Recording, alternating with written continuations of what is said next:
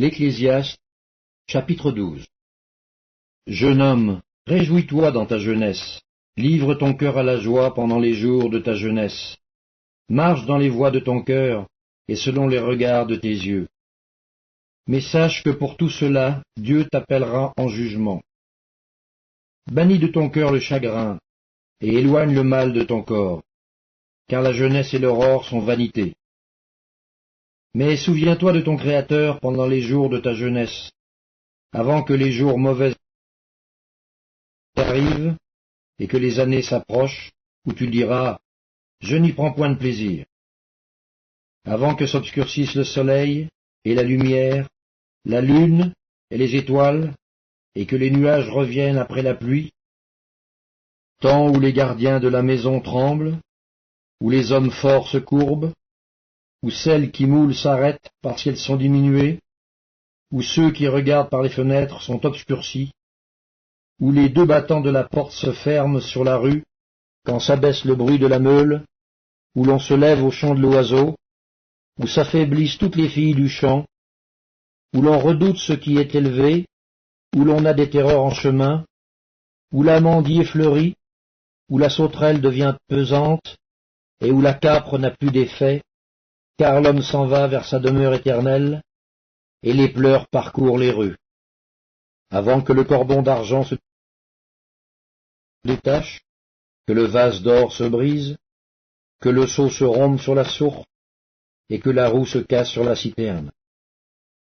Avant que la poussière retourne à la terre, comme elle y était, et que l'esprit retourne à Dieu, qui l'a donné. Vanité des vanités, dit l'Ecclésiaste, tout est vanité. Outre que l'Ecclésiaste fut un sage, il a encore enseigné la science au peuple, et il a examiné, sondé, mis en ordre un grand nombre de sentences. L'Ecclésiaste s'est efforcé de trouver des paroles agréables, et ce qui a été écrit avec droiture, ce sont des paroles de vérité. Les paroles des sages sont comme des aiguillons, et, rassemblées en un recueil, elles sont comme des clous plantés, donnés par un seul maître. Du reste, mon fils, tire instruction de ces choses. On ne finirait pas si l'on voulait faire un grand nombre de livres, et beaucoup d'études est une fatigue pour le corps. Écoutons la fin du discours. Crains Dieu et observe ses commandements. C'est là ce que doit tout homme. Car Dieu amènera toute œuvre en jugement au sujet de tout ce qui est caché, soit bien, soit mal. Le Cantique des Cantiques, chapitre 1. Cantique des Cantiques de Salomon. Qu'il me baise des baisers de sa bouche, car ton amour vaut mieux que le vin. Tes parfums ont une odeur. Ton nom est un parfum qui se répand. C'est pourquoi les jeunes filles t'aiment. Entraîne-moi après toi, nous courrons. Le roi m'introduit dans ses appartements. Nous nous égayerons, nous nous réjouirons à cause de toi. Nous célébrerons ton amour plus que le vin. C'est avec raison que l'on t'aime. Je suis noire, mais je suis belle, fille de Jérusalem, comme les tentes de Kédar, comme les pavillons de Salomon. Ne prenez pas garde à mon teint noir, c'est le soleil qui m'a brûlé. Les fils de ma mère se sont irrités contre moi. Ils m'ont faite gardienne des vignes. Ma vigne, à moi, je ne l'ai pas gardée. Dis-moi, ô toi que mon cœur aime, où tu fais paître tes brebis, où tu les fais reposer à midi. Car pourquoi serais-je comme une égarée près des troupeaux de tes compagnons? Si tu ne le sais pas, ô la plus belle des femmes, sors sur les traces des brebis, et fais paître tes chevreaux près des demeures des bergers. À ma jument qu'on attelle au char de Pharaon, je te compare, ô mon ami. Tes joues sont belles au milieu des colliers, ton cou est beau au milieu des rangées de perles. Nous te ferons des colliers d'or avec des points d'argent. Tandis que le roi est dans son entourage, mon art exhale son parfum. Mon bien-aimé est pour moi un bouquet de myrrhe qui repose entre mes seins. Mon bien-aimé est pour moi une grappe de Troène, des vignes d'En-Gedi. Que tu es belle, mon ami, que tu es belle. Tes yeux sont des colombes. Que tu es beau, mon bien-aimé, que tu es aimable. Notre lit, c'est la verdure. Les solives de nos maisons sont des cèdres, nos lambris sont des cyprès. Le Cantique des Cantiques, chapitre 2. Je suis un narcisse de Saron, un lys des vallées. Comme un lys au milieu des épines, tel est mon ami parmi les jeunes filles. Comme un pommier au milieu des arbres de la forêt, tels les jeunes hommes. J'ai désiré m'asseoir à son ombre, et son fruit est doux à mon palais. Il m'a fait entrer dans la maison du vin. Et la bannière qu'il déploie sur moi, c'est l'amour. Soutenez-moi avec des gâteaux de raisin, fortifiez-moi avec des pommes, car je suis malade d'amour. Que sa main gauche soit sous ma tête, et que sa droite m'embrasse. Je vous en conjure, filles de Jérusalem, par les gazelles et les biches des champs, ne réveillez pas l'amour, avant qu'elle le veuille. C'est la voix de mon bien-aimé, le voici, il vient, sautant sur les montagnes, bondissant sur les collines. Mon bien-aimé est semblable à la gazelle ou au faon des biches. Le voici, il est derrière notre mur, il regarde par la fenêtre, il regarde par le treillis. Mon bien-aimé parle et me dit, « Lève-toi, mon ami, ma belle, et viens. » Car voici, l'hiver est passé. La pluie a cessé, elle s'en est allée. Les fleurs paraissent sur la terre, le temps de chanter est arrivé, et la voix de la tourterelle se fait entendre dans nos campagnes. Le figuier embaume ses fruits, et les vignes en fleurs exhalent leur parfum. Lève-toi, mon ami, ma belle, et viens. Ma colombe, qui te tient dans les fentes des rochers, qui te cache dans les parois escarpées, fais-moi voir ta figure, fais-moi entendre ta voix. Car ta voix est douce et ta figure est agréable. Prenez-nous les petits renards qui ravagent les vignes, car nos vignes sont en fleurs. Mon bien-aimé est à moi, et je suis à lui. Il fait paître son troupeau parmi les lys. Avant que le jour se rafraîchisse et que les ombres fuient, reviens. Sois semblable, mon bien-aimé, à la gazelle ou au faon des biches sur les montagnes qui nous séparent. Le Cantique des Cantiques, chapitre 3. Sur ma couche, pendant les nuits, j'ai cherché celui que mon cœur aime. Je l'ai cherché, et je ne l'ai point trouvé. Je me lèverai, et je ferai le tour de la ville, dans les rues et sur les places. Je chercherai celui que mon cœur aime. Je l'ai cherché, et je ne l'ai point trouvé. Les gardes qui font la ronde dans la ville m'ont rencontré. Avez-vous vu celui que mon cœur aime? À peine les avais-je passés, que j'ai trouvé celui que mon cœur aime. Je l'ai saisi, et je ne l'ai point lâché, jusqu'à ce que je l'ai amené dans la maison de ma mère, dans la chambre de celle qui m'a conçu. Je vous en conjure, filles de Jérusalem, par les gazelles et les biches des champs, ne réveillez pas l'amour, avant qu'elle le veuille.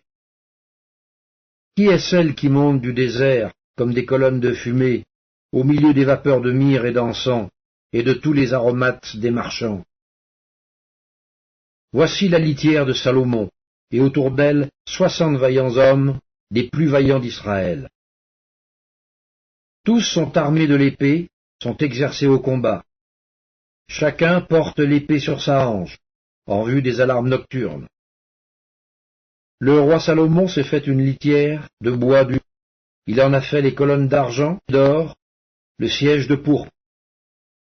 Au milieu est une broderie, œuvre d'amour des filles de Jérusalem.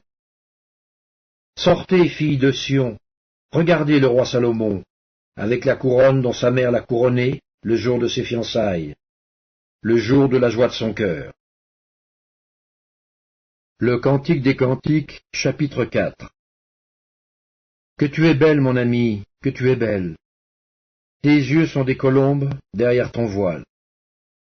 Tes cheveux sont comme un troupeau de chèvres, suspendus au flanc de la montagne de Galaad. Tes dents sont comme un troupeau de brebis tondues qui remontent à l'abreuvoir. Toutes portent des jumeaux, aucune d'elles n'est stérile. Tes lèvres sont comme un cil cramoisi, et ta bouche est charmante. Ta joue est comme une moitié de grenade derrière ton voile. Ton cou est comme la tour de David, bâtie pour être un arsenal. 1000 boucliers y sont suspendus, tous les boucliers des héros.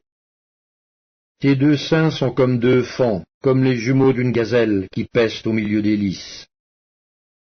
Avant que le jour se rafraîchisse et que les ombres fuient, j'irai à la montagne de la myrrhe et à la colline de l'encens.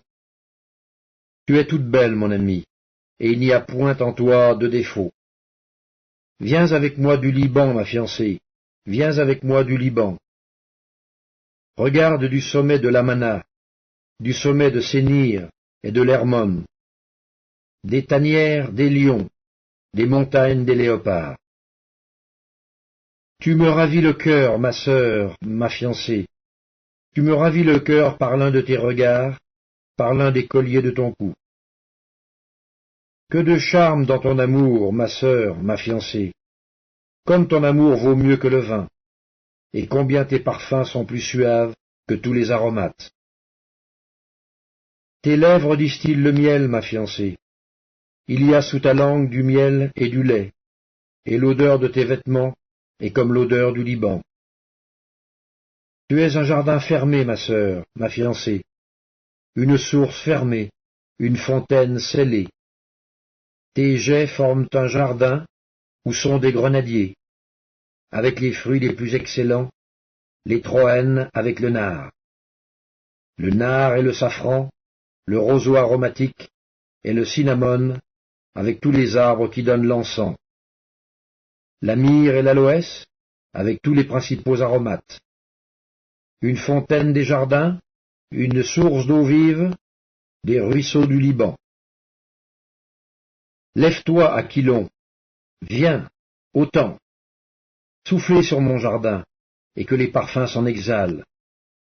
Que mon bien-aimé entre dans son jardin, et qu'il mange de ses fruits excellents.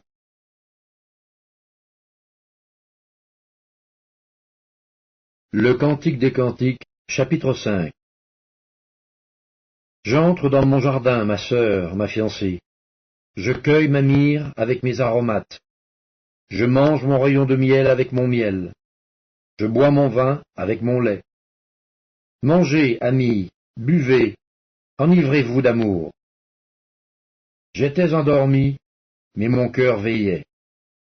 C'est la voix de mon bien-aimé qui frappe. Ouvre-moi, ma sœur, mon amie, ma colombe, ma parfaite. Car ma tête est couverte de rosée, mes boucles sont pleines des gouttes de la nuit. J'ai ôté ma tunique, comment la remettrai-je? J'ai lavé mes pieds, comment les salirai-je? Mon bien-aimé a passé la main par la fenêtre, et mes entrailles se sont émues pour lui. Je me suis levé pour ouvrir à mon bien-aimé, et de mes mains a dégoûté la myrrhe, de mes doigts la myrrhe répandue sur la poignée du verrou. J'ai ouvert à mon bien-aimé, mais mon bien-aimé s'en était allé, il avait disparu. J'étais hors de moi quand il me parlait. Je l'ai cherché, et je ne l'ai point trouvé. Je l'ai appelé, et il ne m'a point répondu. Les gardes qui font la ronde dans la ville m'ont rencontré. Ils m'ont frappé, ils m'ont blessé. Ils m'ont enlevé mon voile, les gardes des murs. Je vous en conjure, filles de Jérusalem, si vous trouvez mon bien, que je suis malade d'amour. Qu'a ton bien-aimé de plus qu'un autre, ô la plus belle des femmes? Qu'a ton bien-aimé de plus qu'un autre, pour que tu nous conjures ainsi? Mon bien-aimé est blanc et vermeil, il se distingue entre 10 000. Sa tête est de l'or pur, ses boucles sont flottantes, noires comme le corbeau. Ses yeux sont comme des colombes au bord des ruisseaux, se baignant dans le lait, reposant au sein de l'abondance. Ses joues sont comme un parterre d'aromates, une couche de plantes odorantes. Ses lèvres sont des lys, d'où découle la myrrhe. Ses mains sont des anneaux d'or, garnis de... Son corps est de l'ivoire poli, couvert de saphir. Ses jambes sont des colonnes de marbre blanc, posées sur des bases d'or. Son aspect est comme le Liban, distingué comme les cèdres. Son palais n'est que douceur, et toute sa personne est pleine de charme. Tel est mon bien-aimé, tel est mon ami, fille de Jérusalem.